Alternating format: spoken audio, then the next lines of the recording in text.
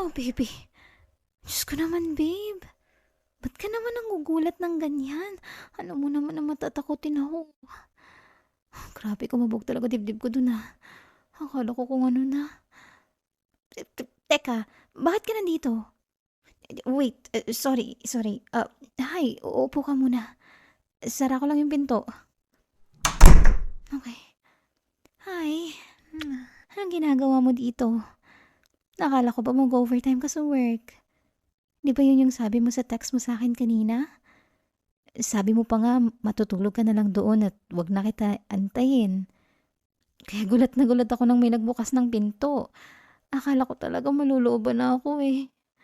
Alam mo naman kung gaano ako kapraning kapag gabi. Buti na lang ikaw pala. Ah, pinauwi na kayo ng boss mo. Natapos ba agad ang trabaho? Oo.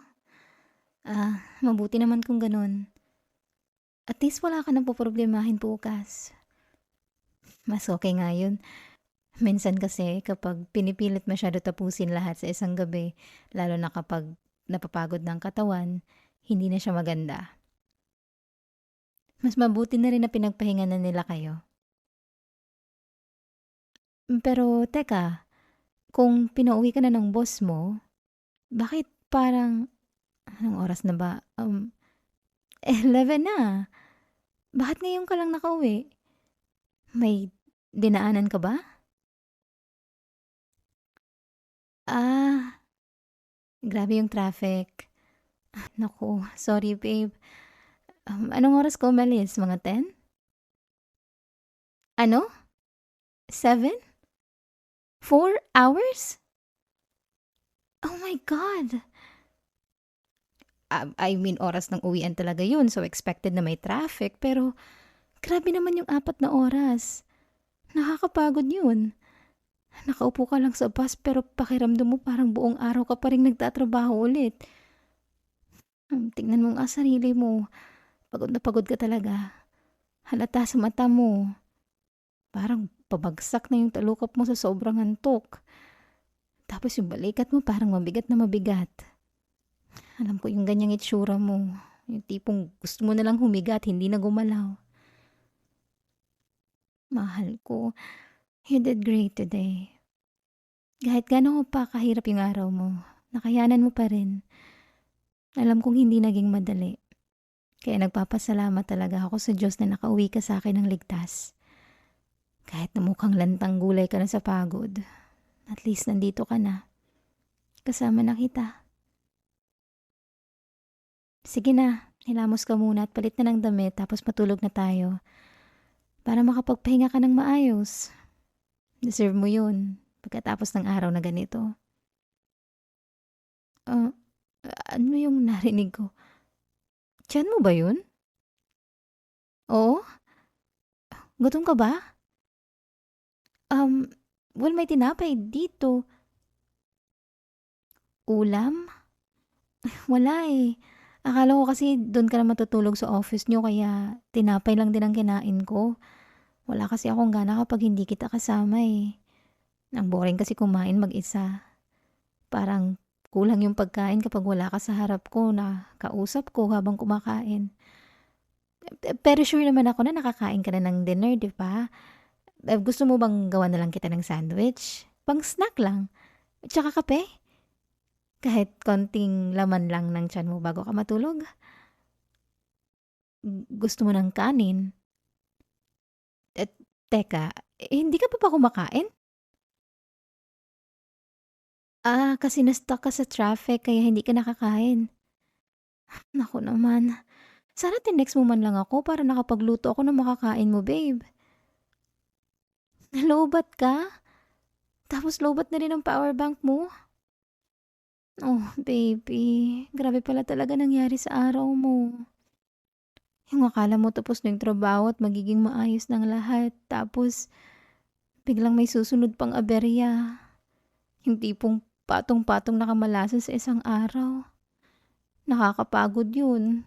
Hindi lang sa katawan, kundi pati sa isip. I'm really sorry na naranasan mo yun today. Pero nagpapasalamat pa rin ako kasi nandito ka na. Ligtas kang nakauwi sa'kin. Yun ang pinakamahalaga. Kahit anong mangyari sa araw mo, basta nakauwi ka dito, okay na ako. Alam kong pagod ka na, baby ko. Kita ko talaga sa mukha mo. Pero hindi kita puwedeng patulugin na gutom. Kahit gaano ka pa kapagod, kailangang may laman yung tiyan mo. Mas lalo ka kasing manghihina bukas kung matutulog kang walang kain. Kaya naman, anong gusto mong kainin, baby? Lulutuin ko. Sabihin mo lang. Gusto mo ng sinangag, hotdog at itlog. Ang paborito mo talaga, no? Kahit anong mangyari sa mundo, babalik at babalik ka talaga sa hotsilog. Alam mo na, alam ko na yan. Okay, don't worry. Lulutuan kita ng pinakamasarap na hotsilog na matitikman mo sa buong buhay mo. Sinisigurado ko yun. Kahit pagod ka na at kalahating tulog na, pag naamoy mo yun, sigurado akong magigising ka ulit. Mm. Mm. Pero habang naghihintay ka sa pagkain mo, palit ka muna ng damit o hilamos ka muna. Please, mas mabuti yun. Para kahit papaano gumaan yung pakiramdam mo. At saka, may amoy ka na rin kasi. Halo-halo na. May usok ng kalsada.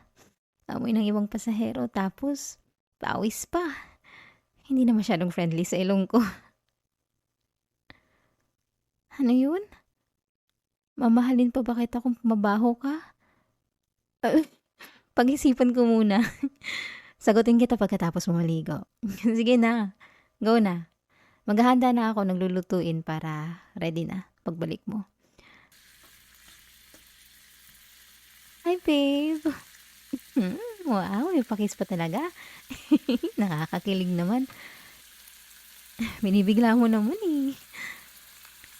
Uy, ano bang ginagawa mo? Hindi talaga ako makakatapos ng niluluto ko kung yayakapin mo ako habang may ginagawa ako. Babe naman, alam mo namang madali ako ma-distract lalo na kapag ikaw yung nangungulit sa likod ko. Uy, wag kang malit sa lieg ko. Nakakakiliti. Hoy, ano ba ha? Seryoso, hindi ako makapag-focus. Gusto mo bang kumain o hindi? Talaga, kanina pagod na pagod ka, ngayon bigla kang maglalambing. Hindi ko tuloy alam kung matatawa ako. Oh, shit. Maupo ka na nga. Ay, muntik nang masunog. Buti na lang napansin ko agad. Ikaw kasi, nanggugulo ka sa kusina. Kung hindi ka nangungulit yan, mas maayos sana yung pagluluto ko. Anyway, eto na po. Kumain ka na. Mainit pa yan, kaya dahan-dahan lang. Baby naman, teka lang. Hina-hina eh. Baka mabulunan ka. Eto, tubig. Uminom ka muna.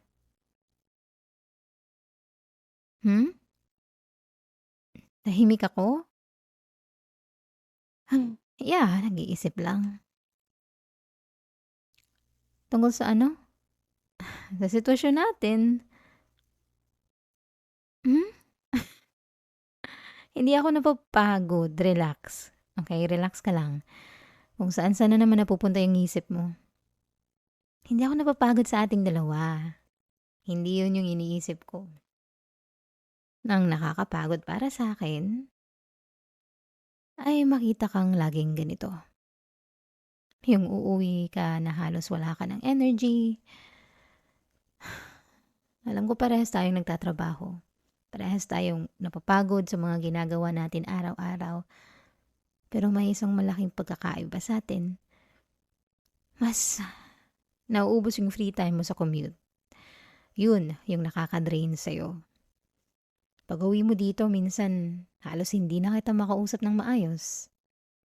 Either bagsak ka na agad sa kama o lutang ka sa pagod. Kahit gusto mong makipagkwentuhan, ramdam kong wala ka ng lakas. Hindi naman ako nagtatampo. Gusto ko malinaw yun ha, hindi ako nagtatampo. Hindi rin ako nagagalit o nagrereklamo kasi binibigay mo naman kung ano yung natitira sa oras mo. Kahit konti, nararamdaman ko pa rin na gusto mong makasama ako. At lilinawin ko lang din ha, ramdam ko po yung pagmamahal mo. Alam kong nag-e-effort ka, kahit pagod ka. Umuwi ka pa rin dito, kahit mahirap ang biyahe. Pinipili mo pa rin makasama ako. Hindi ko yun binabalewala. Sandali lang. May ketchup pa sa labi. Punasan ko lang saglit. Ayan, okay na. Anyway, ang gusto ko lang ipunto dito ay baka kailangan na nating pag-isipan yung tirahan natin. Okay, sige. Baka hindi muna lipat agad. Alam kong hindi ganun kadali yun. Pero baka kailangan na nating maghanap ng mas malapit na apartment sa trabaho mo. Kahit hindi super lapit. Kahit yung tipong mas manageable lang yung commute mo. Yung hindi ka aabuti ng ilang oras sa kalsada araw-araw. Or, kung swertihin tayo, baka makahanap tayo ng walking distance lang. Imaginein mo yun, lalabas ka na lang ng bahay tapos ilang minuto lang nasa trabaho ka na. Hindi ka na maghahabol ng sasakyan, hindi ka na makikipagsiksikan, hindi ka na mauubos sa traffic. Para naman hindi ka laging dehado, babe. Hindi naman kita pinapaalis sa trabaho mo. Alam kong gusto mo yung trabaho mo. Alam ko rin na maayos ang kita mo doon. Nakakabili ka ng gusto mo, nakakapag-ipon ka, at syempre proud ako sa'yo dahil doon. Ang problema lang talaga para sa akin na yung layo ng trabaho mo sa apartment natin ngayon. Hindi naman malayo. Babe, inaabot ka talaga ng 4 na oras na biyahe minsan. Para sa akin malayo na yun. Kahit sabihin mong traffic lang, ang laki pa rin ng oras na nawawala sa'yo araw-araw. Fine. Fine, baka OA lang ako. Baka nga, traffic lang talaga.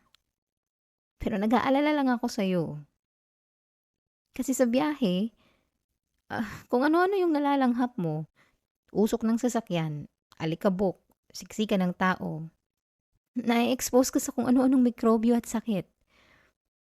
Tapos kung ganito palagi, stress ka sa trabaho, drain ka pa sa commute, baka humina resistensya mo.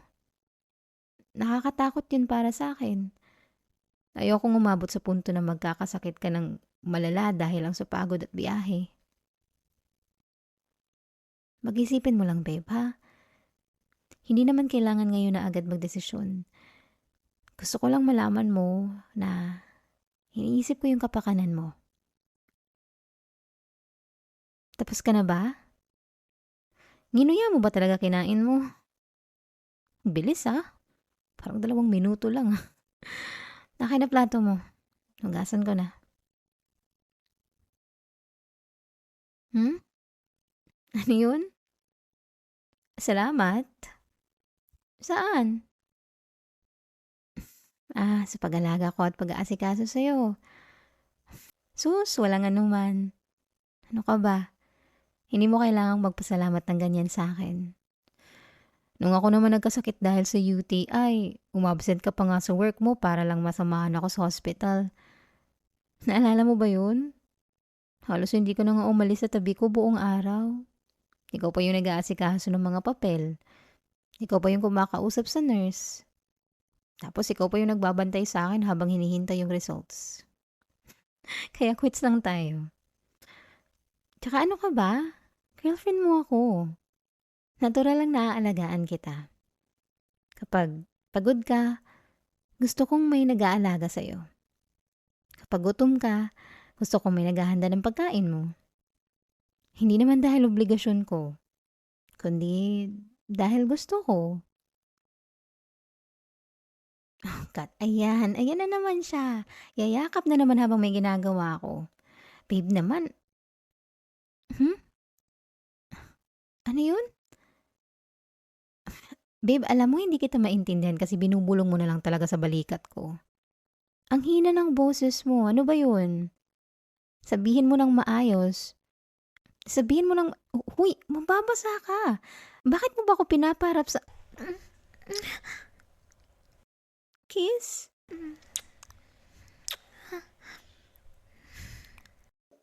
Huy, ano ba? Maka-kiss naman 'to. Bigla-bigla ka na lang, eh. Siyempre, puwede. Pero paalam ka naman, may ginagawa yung tao, eh. Hindi yung hahablutin mo na lang ako bigla.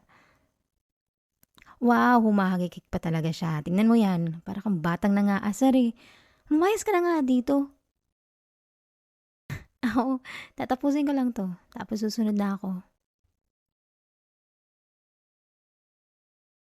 Natapos rin. Hating gabi na pala. Hindi ko namalayan yung oras. May pasok ka pa ba mamaya? Baka gusto mong magpa-late na lang. Kahit konti lang, para makabawi ka ng tulog. Alam ko kasi kung gaano kahirap yung araw mo kanina. Yung trabaho mo, tapos yung biyahe mo papauwi. Pero alam mo, huwag mo na isipin yung ngayon. Huwag mo na muna problemahin yung trabaho, or yung traffic, o yung mga kailangan mong gawin mamaya. Pahinga ka na muna, baby. Kasama mo na ako ngayon. At dito ka lang sa piling ko. Kayakapin kita ng mahigpit. Pikit mo muna yung mga mata mo. Hayaan mo muna magpahinga yung isip mo kahit saglit. Nandito lang ako sa tabi mo. Hindi ako mawawala. Kahit antok na antok ka na. Kahit makatulog ka na agad. Nandito lang ako. Mahal na mahal din kita. Ikaw at ikaw lang. Salamat. Kasi binigyan mo ako ng pagkakataon na mahalin ka at alagaan ka. Hindi lahat ng tao nakakahanap ng taong gusto nilang paglaanan ng ganitong klaseng pagmamahal. Kaya sobrang thankful ako na ikaw yung taong yun para sa akin. Kaya ngayon, pahinga ka na. Tulog ka na ng mahimbing. Hayaan mo munang magpahinga yung katawan at isip mo. Nandito lang ako sa tabi mo hanggang sa makatulog ka na. I love you.